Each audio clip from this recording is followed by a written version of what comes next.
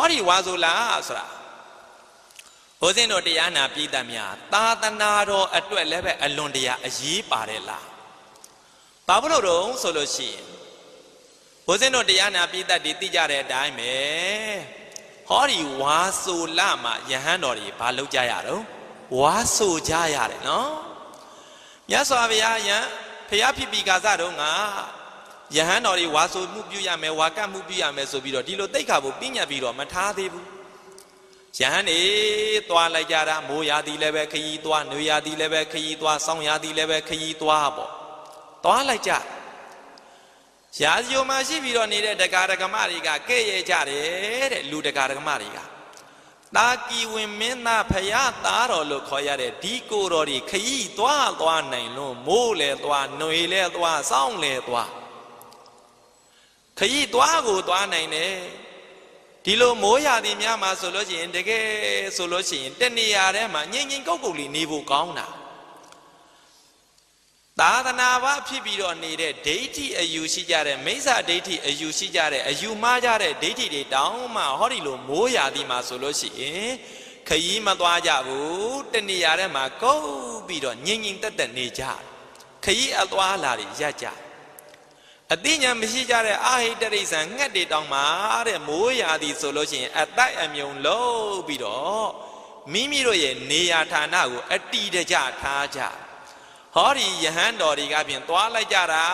တဲ့စောင်းလဲသွားမိုးလဲသွားနေဝေလဲသွားအမြဲတမ်းသွားပြီးတော့နေကြတာသူတို့သွားတဲ့အတွက်မြက်လေးတွေတစ်ပင်လေးတွေဒါတွေကိုနင်းကြည့်ပြီးတော့သွားကြမြက်ပင်လေးတွေတေကြတယ်တစ်ပင်လေးတွေတေကြတယ်ဟောဒီတာကဝင်မင်းသားယဟန်တော်တွေဟာဆိုလို့ရှိရင်သူများအသက်ကိုတတ်နေတော့တာပါပဲဆိုပြီးတော့ဒီလိုကဲကြသူတို့ကလူတွေကယူဆတာကမြက်ပင်လေးတွေမှာတစ်ပင်လေးတွေမှာအသက်ရှိတယ်ဆိုပြီးတော့ဒီလိုယူဆပြီးတော့ကဲကြတာကိုအဲ့ဒါကြောင့်မို့ဦးဇင်းတို့မြတ်စွာဘုရားကယဟန်တော်တွေကိုမိုးရာသီရောက်ပြီဆိုလို့ရှိရင်3လတဲ့ဝါဆိုဝါကတ်မှုပြုရမယ်တဲ့3လဘာလို့ရမှာလဲတော့ဝါဆိုတယ်ဆိုတာကဘာကိုခေါ်တာတော့ဝါဆိုတာကပါဠိလိုဝါသလို့ခေါ်တဲ့ပါဠိရလာတာဝါသဆိုတာကနေထိုင်ခြင်းပေါ့တဏှာထဲမှာအတီတွေကြနေထိုင်ခြင်းပေါ့ဆိုတယ်ဆိုတာကတော့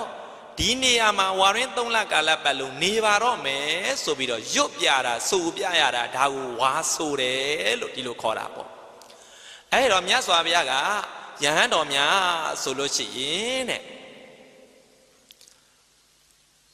မိုးလေးလရှိတဲ့အထဲက3လခရီးဒေသစာရီသွားတာကိုရပ်ပြီးတော့တဲ့ဘာလို့ရမှာတော့ဆိုလို့ရှိရင်တနေရာထဲမှာဝါဆိုဝါကတ်မှုပြုရမယ်ဆိုပြီးတော့မိန့်တော်မူတယ်အဲ့တော့ဝါဆိုဝါကတ်မှုပြုတယ်ဆိုတာကလည်းပဲဦးဇင်းတို့တရားနာပြည်သက်ရဲ့2မျိုးရှိတယ်ဘယ်နှမျိုးရှိတော့စာလိုပြောမယ်ဆိုလို့ရှိရင်ပုရိမဝါကတ်ခြင်းရဲ့ပစ္စည်းမဝါကတ်ခြင်းရဲ့ဘယ်နှမျိုးတော့2မျိုးဘုဇင်းတို့အရာစကားနဲ့ပြောရမယ်ဆိုလို့ရှိရင်တော့ပထမဝါကတ်ခြင်းရဲ့ဒုတိယဝါကတ်ခြင်းရဲ့ပေါ့ပထမဝါကတ်တယ်ဆိုလို့ရှိရင်ဘယ်နေ့ကတ်ရတာတုံးဆိုရင်ဝါဆိုလပြီးကျော်1ရက်နေ့မှာဝါကတ်ရဒုတိယဝါကတ်တယ်တနည်းအားဖြင့်ပစ္စည်းမဝါကတ်တယ်ဆိုလို့ရှိရင်ဘယ်နေ့မှာဝါကတ်ရတာတုံးဆိုရင်ဝါကောင်လပြီးကျော်1ရက်နေ့မှာဝါကတ်ရတယ်ဝါကတ်ပြီးပြီဆိုလို့ရှိရင်ဘယ်နှလကြာအောင်တနေရာမှာအတီးကြနေရမှာတော့3လကြာအောင်နေရမှာဒါကြောင့်မို့ဝါဆိုလပြီးကျော်1ရက်နေ့မှာပုရိမဝါကတ်တယ်ဆိုလို့ရှိရင်3လပြည့်တာကတည်င်းကျိုးလပြည့်နေမှာပြည့်တယ်နော်ဟာဝါဆိုလပြည့်နေမှာဝါမကတ်မိဘူးခရီးသွားနေလို့ဒီပြင်နယ်သွားနေလို့ဘာလို့ဆရာရှိလို့ညာလို့ဆရာရှိလို့ဟိုအကြောင်းဒီအကြောင်းရှိလို့ဆိုပြီးတော့ဝါမကတ်မိဘူးဆိုလို့ရှိရင်တော့ဟောဝါကောင်လာပြီးကျော်1ရက်နေ့မှာဝါကတ်ရတယ်အဲ့ဒါကြတော့ပစ္စည်းမဝါကတ်တယ်ဒုတိယဝါကတ်တယ်လို့ခေါ်တယ်အဲ့ဒီပစ္စည်းမဝါဒုတိယဝါကတ်တယ်ဆိုလို့ရှိရင်တော့တဆောင်မုံလာပြည့်နေ့မှာ3လပြည့်တယ်တဲ့နော်ဝါဆိုဝါကတ်တာကလည်းပဲဥစဉ်တို့တရားနာပြည့်တဲ့ရေတော်တော်အရေးပါတယ်သာသနာမှာဆိုရင်အဲ့ဒီဝါဆိုဝါကတ်မှုပြုပြီးတော့အကြောင်းမရှိဘဲနဲ့ခရီးမသွားရဘူးအဲ့တော့မြတ်စွာဘုရားကပထမပိုင်းတော့ဝါရင်း3လကာလပတ်လုံး တဏှာထဲမှာကိမ့်ပြီးတော့ကပ်ပြီးတော့နေရမယ်ဆိုပြီးတော့ဒီလိုပြောတယ်နောက်ပိုင်းကျတော့ယဟန်တော်ဒီမှာခရီးသွားစရာအကြောင်းတွေကကြုံပြီးတော့လာတယ်ဒါကြောင့်မို့မြတ်စွာဘုရားအနေနဲ့တဲ့လျှော့ဈေးအနေနဲ့ဝါတွင်မှာခရီးသွားဖို့ဆိုပြီးတော့အခွင့်အရေးလေးတွေခွင့်ပြုတယ်အဲ့ဒါကတော့ဝါတွင်ကာလမှာတဲ့ဦးဇင်းတို့တရားနာပိတ္တရေဒါဝိနည်းပဟုတုတပေါ့ဒကာဒကမတွေကတုံ3ချက်နဲ့ပင့်မယ်ဆိုလို့ရင်သွားနိုင်တယ်တဲ့တုံဘယ်နှချက်တဲ့နော်3ချက်တုံ3ချက်ဆိုတာကဘာလို့ဆိုလို့ရင်ဣဇာမဟံဗန္တိဒါနိသဓာတုံဓမ္မိသသောတုံဘိက္ခုသပတ္တိတုံအရှင်ဘုရားကြွတော်မူပါဗျာတဲ့တပည့်တော်ဒါနိသဓာတုံအလှလူခြင်းလို့ပါကြွတော်မူပါဆိုပြီးတော့ဒီလိုပင့်မယ်ဆိုရင်လည်းသွားလို့ရအလှလူခြင်းလို့ပါဆိုပြီးတော့ဒီလိုပင့်မယ်ဆိုရင်သွားလို့ရတယ်ဒါကြတော့ဒါနိသဓာတုံတဲ့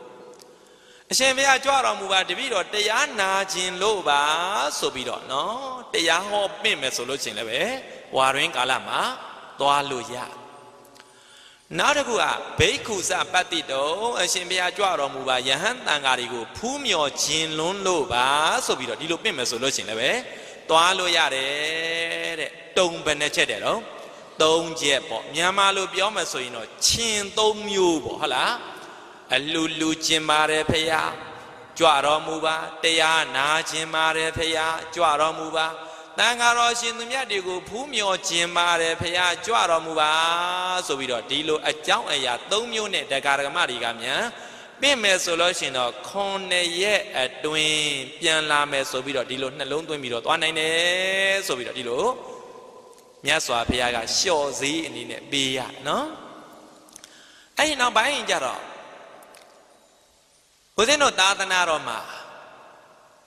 တည်င်း3ပေါ်5ဦးဆိုတာရှိတယ်ယဟန်ယောက်ျားရဲ့ယဟန်အမိန်းမရဲ့တိဋ္ဌမန်ရဲ့တာမဏေယောက်ျားရဲ့တာမဏေအမျိုးသမီးရဲ့ဆိုတာတည်င်း3ပေါ်5ဦးရှိတယ်ယနေ့ခေတ်သာသနာမှာကတော့တည်င်း3ပေါ်2ဦးပဲရှိတော့မှာပေါ့ယဟန်ရဲ့ကိုရင်ရဲ့ပဲ2မျိုးပဲရှိတော့မှာပေါ့အဲ့ဒီတရင်သုံးပေါ်5ဦးကနေပြီးတော့တရင်သုံးပေါ်5ဦးနဲ့ပတ်သက်ပြီးတော့အကြောင်းအရာတွေများပေါ်လာမယ်ဆိုလို့ရှိရင်လည်းပဲသွားနိုင်တယ်တဲ့ဥပမာဘယ်လိုတော့ဆိုလို့ရှိရင်တရင်သုံးပေါ်5ဦးတွေကတဦးနော်ဟာသာသနာပေါ်မှာမပျော်မွေးလို့လူထွက်ခြင်းစိတ်ပေါက်နေတဲ့ငါသွားတရားဟောအောင်မှာပဲဒီပြင်ဘာကိစ္စရှိတယ်ညာကိစ္စရှိတယ်နော်ဒီပြင်ပြန်တော်မူလို့တဲ့စသည်အဖြစ်ပေါ့နော်အဲ့တော့ဝိသိကိစ္စတန်တရားဖြစ်ပြီးတော့နေလို့တဲ့အယူမားတွေဖြစ်ပေါ်ပြီးတော့နေလို့တဲ့စသည်အပြင်ဒီလိုအကြောင်းမျိုးနဲ့ဆိုလို့ရှိရင်လည်းပဲခရီးသွားလို့ရတယ်ဆိုပြီးတော့မြတ်စွာဘုရားကလျှော့ပြီးတော့ပေးတယ်ပေါ့နော်ကဲဆိုကြဆိုပြောချင်တာကတော့ဘာပြောချင်တာတော့ဆိုတော့ဟောဒီဝါဇူလာဆိုတာဝါဇူလာပြီးကျော်တရက်နေ့မှာဆိုလို့ရှိရင်လေပုရိမာဝါကတ်ကြတဲ့ယဟန်တော်တွေအားလုံးဒီကျောင်းတိုင်းမှာတပည့်တော်တို့3လလုံးလုံးဝါဇူဝါကတ်မှုပြုပါတယ်ဖေဟာဆိုပြီးတော့တနိုင်ငံလုံးမှာရှိကြတဲ့ယဟန်တော်များဟာလားတနည်းအားဖြင့်ဒီတဲ့ပြောမယ်ဆိုလို့ရှိရင်မြေပြင်ကြီးတစ်ခုလုံးမှာရှိကြတဲ့ယဟန်တော်များဝါဆိုဝါကတ်မှုပြုကြရတဲ့လားဆိုတော့ဒါကြောင့်မို့ဝါဆိုလားဟာမထူးခြားဘူးလား